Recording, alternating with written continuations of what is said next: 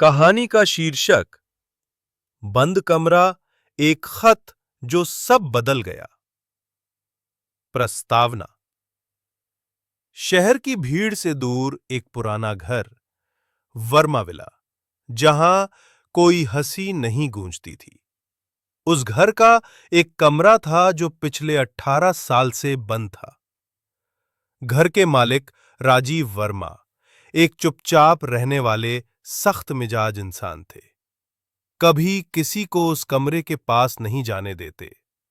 रात को कई बार नौकरों ने सुना कमरे से किसी के रोने की आवाज आती है। कोई कहता आत्मा है, कोई कहता कोई पुराना राज। घटनाएं शुरू होती हैं। राजीव की बेटी अन्वी दिल्ली से वापस आई थी। पढ़ाई पूरी कर चुकी थी और अपने पापा के पास रहना चाहती थी। पर वो देखती है कि पापा हर रात उसी बंद कमरे के सामने देर तक बैठते हैं, चुप, बिना कुछ कहे। एक दिन उसने पूछ लिया, पापा, इस कमरे में क्या है? राजीव ने सिर्फ इतना कहा, जो खो दिया है वही है वहां, कभी मत खोलना। अन्वी की जिज्ञासा और रहस्य की ओर बढ़ते कदम। एक रात जब राजीव बाहर किसी रिश्तेदार के यहां गए, अन्वी ने चुपके से कमरे की चाबी ली और दरवाजा खोल दिया। कमरे में धूल जमी थी, दीवारों पर पुरानी तस्वीरें थीं, एक झूला, कुछ बच्चों के खिलौने और एक मेज पर एक पुराना खत, चिट्ठी रखा था।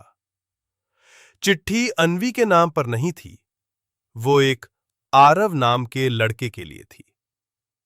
चिट्ठी राजीव ने अपने 5 साल के बेटे आरव के लिए लिखी थी, जो 18 साल पहले एक कार एक्सीडेंट में चला गया था। वो कमरा आरव का कमरा था। राजीव ने लिखा था, हर साल तुम्हारी जयंती पर मैं इसी कमरे में बैठता हूं बेटा। तुम्हारे खिलौनों को छूता हूं, तुम्हारे झूले को हिलाता हूं और खुद से माफी मांगता हूं। काश उस दिन मैं कार खुद चला रहा होता। अन्वी की आंखें भर आईं। उसे कभी नहीं बताया गया था कि उसका एक भाई था।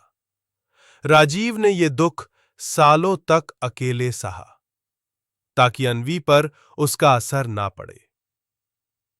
अंतिम भावुक मोड़। जब राजीव घर लौटे, अन्वी ने चुपचाप वो चिट्ठी उन्हें थमा दी और कहा, अब हर साल आरव की जयंती अकेले मत मनाना पापा, मैं भी उसका हिस्सा हूं। राजीव ने पहली बार उसे गले लगाया और वर्षों बाद उस बंद कमरे की खिड़की खुली। सिर्फ हवा नहीं, एक बंद दिल भी खुल गया था। सीख। कुछ दर्द शब्दों में नहीं आते, लेकिन अगर बांट दिए जाएं तो घाव भरने लगते हैं। हर बंद कमरा बुरा नहीं होता, कभी कभी वो यादों का मंदिर होता है।